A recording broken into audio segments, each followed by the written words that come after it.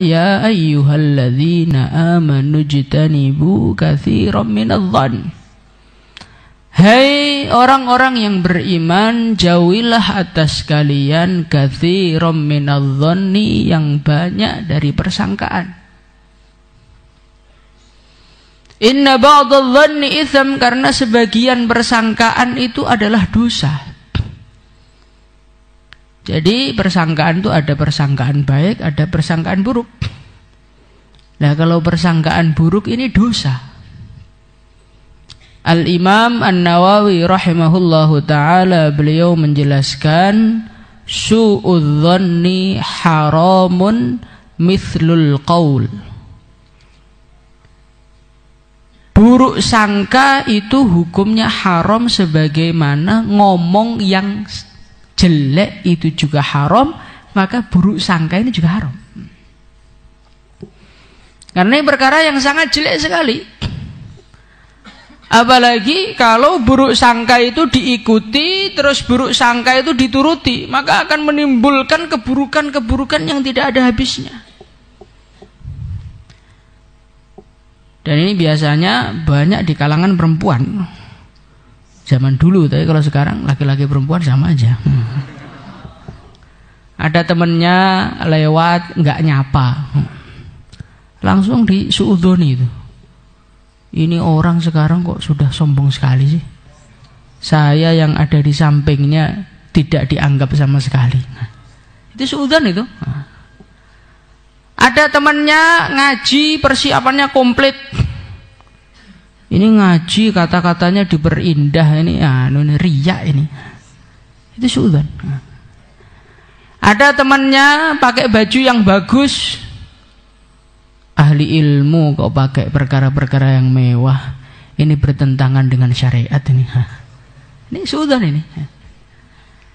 Nah, ini kalau diikuti, dituruti, apa yang terjadi selanjutnya? Yang terjadi selanjutnya adalah kita ingin mencari-cari keburukan orang yang kita suudzoni ini. Anak ini kok menurut rasa hati saya, wah, pakai rasa hati segala ini.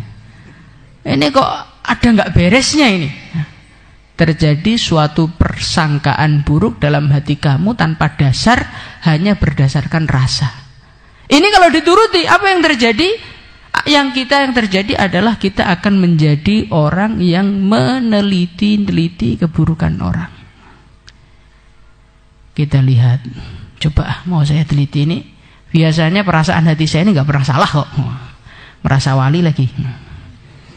Maka diteliti. Oh betul ini, indikasinya memang dia ini orang jahat.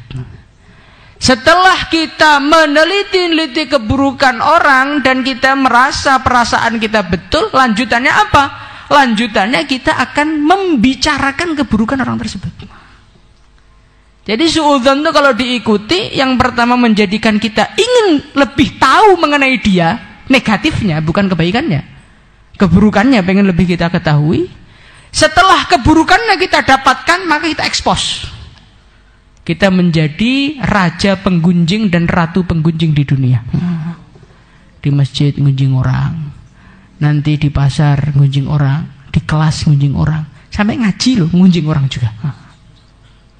Maka Allah Subhanahu wa taala di dalam ayat ini setelah memperingatkan orang untuk menjauhi persangkaan, Allah berfirman, wala tajassasu wala yaghtab ba'dukum ba'd.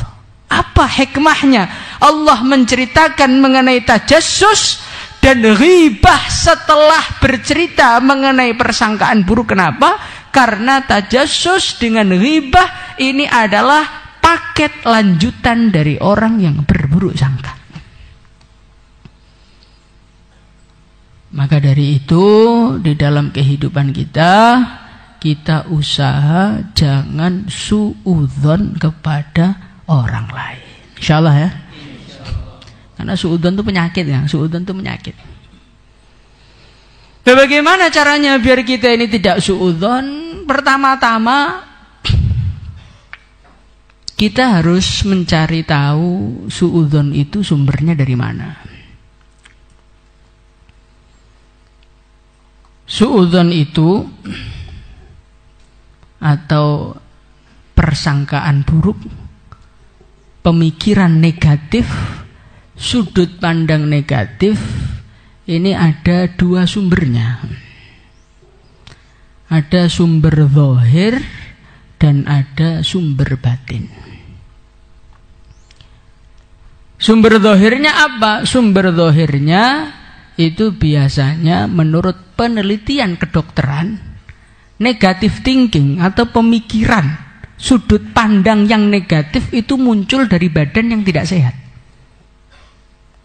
Maka orang tuh kalau sakit perut atau sakit kepalanya, maka dia itu lebih menjadi orang yang berperasaan dibandingkan dengan orang yang sehat. Kalau orang sehat, lihat orang gak nyapa, biasa aja. Tapi kalau orang sakit, lihat orang lewat, gak menyapa dia, lebih sakit hati. Karena orang tuh kalau sakit, energi negatifnya tuh lebih banyak dibandingkan energi positifnya.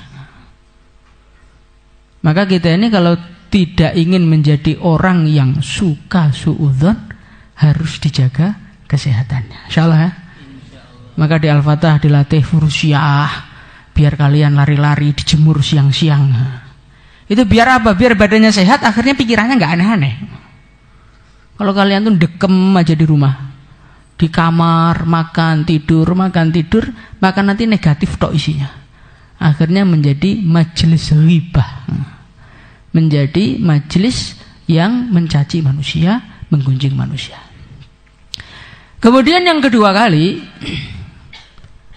suudzon itu atau prasangka buruk ini adalah suatu waswatis syaitan, suatu bisian-bisian syaitan yang syaitan tanamkan di hati-hati manusia.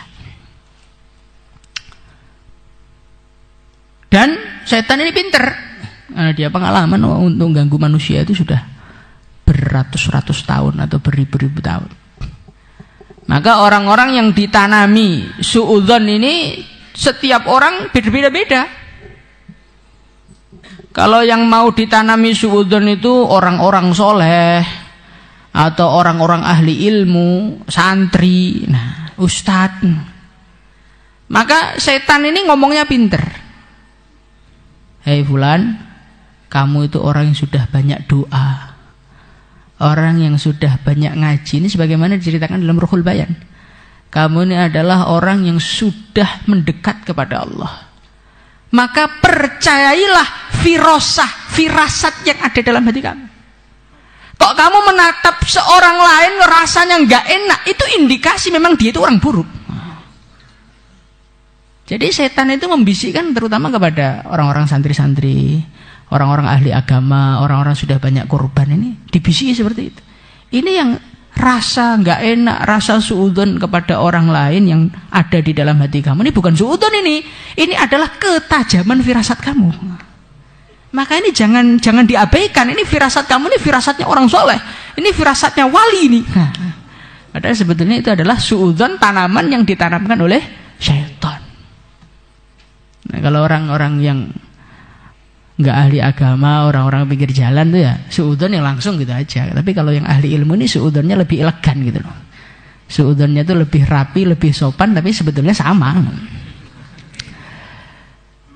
Nah, karena suudzon ini adalah suatu perkara yang didatangkan oleh syaitan, maka kuncinya wala tattabi'u khutuwatis syaitan. Prinsipnya adalah jangan kamu turuti dan jangan kamu ikuti. Tolaklah, rasa itu kamu tolak. Perasaan negatif itu kamu tolak. Dikatakan di dalam satu hadis, idza dzanantum bidzannis su' au kama qala Rasulullah sallallahu alaihi wasallam, kalau kalian merasa berprasangka kepada orang lain dengan prasangka buruk, idza dzanantum fala tuhaqqiqu. Kalau kalian itu mempunyai perasaan enggak enak, prasangka buruk dengan orang lain, fala tuhaqqiqu, maka perasaan itu jangan kamu nyatakan, jangan kamu tancapkan di dalam hati kamu, tapi tolaklah sekuat tenaga kamu. Karena biasanya orang tuh kalau perasaan buruk sangka itu ada, kok diiyakan, maka nanti akan melangkah untuk mencari-cari kebenaran perasaan saya ini benar apa tidak, dan itu sudah salah gitu. Maka ketika ada perasaan buruk sangka masuk dalam hati kamu, langsung kamu tolak. Tanamkan di dalam hati kamu, tidak. Orang Islam itu orang baik, bukan orang buruk. Sayyidina Ja'far As-Shadiq rahimahullahu ta'ala, beliau mengatakan, ketika di dalam hati saya ada rasa suudzon kepada orang Islam, maka saya akan cari 1 sampai 70 alasan untuk menolak suudzon tersebut. Ini penting nih. Kalau merasa buruk sangka dengan orang lain, maka saya datangkan 1 sampai 70 alasan biar alasan itu hilang biar suudzon itu hilang dari hati saya. Kalau kita kan enggak. Kita malah cari alasan-alasan untuk membenarkan suudzon kita. Kita tanya sama teman saya, itu fulan kok sekarang enggak berubah? Iya itu, malam itu jarang tidur. Oh pantas, makanya dalam hati saya kok enggak enak sama dia. Nah ini iblis ini. Maka idza dzanantum fala tuhaqqiqu. Kunci yang kedua, kamu tolak. Seburuk-buruknya orang iman itu masih ada kebaikannya. Maka dari itu, kamu ketika ada rasa suudzon di dalam hati kamu kepada orang Islam, datangkan alasan yang pertama. Alasan pertama masih menang suudzonnya, datangkan alasan kedua. Alasan kedua masih menang suudzon, terus sampai 70 alasan untuk mengalahkan suudzon ini. Kok dengan 70 alasan masih menang suudzonnya, katakan di dalam hati, mungkin dia punya alasan yang lain yang aku belum mampu untuk mencernanya. Itu penting sekali, Kang. Penting sekali untuk menolak suudzon, itu penting sekali. Apalagi kalau suudzon tersebut datang kepada kita yang ditujukan kepada orang-orang soleh. Loh, ini lebih bahaya lagi. Kepada orang-orang yang dekat kepada Allah, kepada orang-orang yang zahirnya ahli agama, kepada orang-orang yang zahirnya ngaji, kepada orang-orang yang zahirnya dihormati oleh umat Islam. Wah, ini suudzon kepada mereka itu bahaya sekali. Maka para ulama mengatakan dagingnya para ulama itu racun. Sehingga kita ini jangan sampai jatuh di dalam suudzon kepada orang-orang soleh. Insyaallah ya.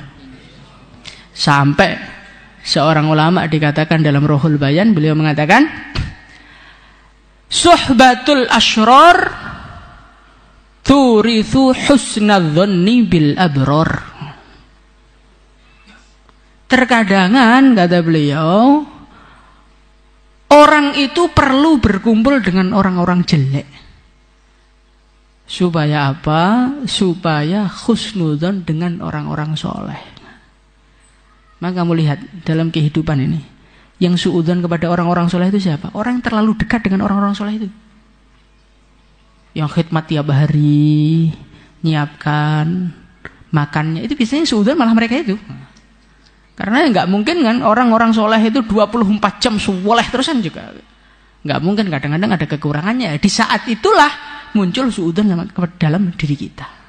Keluarganya, nah itu biasanya seperti itu. Maka di mana-mana itu orang yang tidak bisa menghormati ulama siapa? Keluarganya.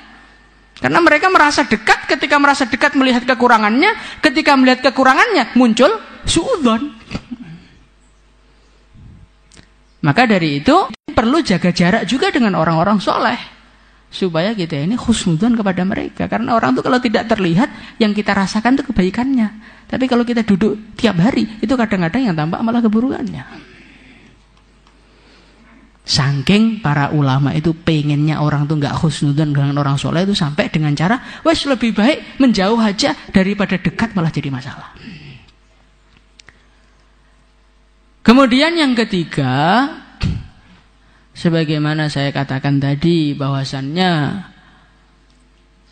suudzon itu berasal dari syaitan, dan syaitan itu kalah dengan orang yang berlindung kepada Allah, orang yang taat kepada Allah. Maka ketika di dalam hati kita ada rasa suudzon kepada orang lain, obatnya bagaimana? Tingkatkan ketakwaan kepada Allah. tingkatkan istighfar, tingkatkan nangis kepada Allah, tingkatkan baca Quran, tingkatkan membaca doa, tingkatkan zikir, lah syaitan ini akan menyingkir dari orang-orang yang mendekat kepada Allah. Orang itu kalau sudah tenggelam kepada zikrullah, tenggelam kepada cinta kepada Allah, yang gak sempat loh memperhatikan manusia, itu gak sempat. Orang kalau sudah sampai tingkatan fana itu makhluk hilang, bagaimana dia mau suudzon sama makhluk? Loh, makhluk itu udah hilang dari pandangannya. Kita bisa suudzon sama manusia itu karena kita ini belum dekat sama Allah. Belum sibuk sama Allah. Masih sibuk ngelihat sana, sibuk ngelihat sini, sibuk membicarakan sana, sibuk membicarakan sini. Akhirnya suudzon itu selalu muncul dalam hati kita. Maka bagaimana kita usaha meningkatkan ketakwaan kita kepada Allah. InsyaAllah ya. Kemudian terakhir, suudzon itu muncul dari mana? Muncul dari orang yang benci. Wa ainur ridha an kulli aibin kalilatun kama anna ainas suhti tubdi masawiya. Orang itu kalau dalam hatinya ada cinta, keburukan itu enggak kelihatan kok. Lah kalau keburukan enggak kelihatan, ya kita enggak akan suudzon. Tapi kalau orang itu dasarnya sudah benci, maka kebaikan itu disuudzoni. Ngaji Quran dikatakan riya, sedekah dikatakan pamer, ceramah dikatakan memperindah bahasa, dan itu bid'ah, repot. Jadi orang itu kalau matanya itu sudah dipasang mata benci, maka semua kebaikan jadi tampak jelek, sehingga itu semua kamu jadikan alasan untuk suudzon sama orang. Maka kita ini harus menebar mahabbah, harus menebar rasa cinta kepada semua orang Islam, siapapun dia, dari manapun dia, asalnya mana, itu kita enggak peduli. Anta muslim fa anta akhi, kamu muslim berarti kamu adalah saudaraku yang aku punya kewajiban untuk mencintaimu. Nah, orang itu kalau sudah dipenuhi cinta, maka keburukan itu langsung menjadi buram di mata kita, sehingga semua umat Islam jadi tampak baik di mata kita. Insyaallah ya. Jadi kita ini jangan ada rasa benci sama umat Islam. Allah aja cinta sama orang Islam kok. Nggak mungkin ada orang Allah benci kemudian Allah kasih iman sama dia, itu nggak mungkin. Allah kok kasih iman sama dia dengan segala kekurangan dia, itu berarti Allah ada cinta sama dia. Lah Allah aja cinta kok kita membenci, alasannya apa? Gitu loh. Nah kalau kita sudah merasakan itu, kita tidak akan berani membenci orang Islam siapapun dia. Ketika kita tidak membenci, kita penuhi hati kita dengan cinta, maka yang muncul adalah husnudzon dengan orang iman. Maka bagaimana kita belajar husnudzon? Jangan suka suudzon. Insyaallah ya. Husnudzon itu salah tetap dapat pahala. Tapi kalau suudzon benar pun sudah dosa. Jadi kita buruk sangka kepada orang lain, ternyata orang lainnya begitu betulan, ya itu tetap dosa kita. Tapi kalau kita husnudzon, kita sangka orang ini wali, ternyata tidak, kita nggak akan dosa. Kita sudah husnudzon, dapat pahala. Walaupun apa yang kita sangka tidak sesuai dengan kenyataannya. Insyaallah ya.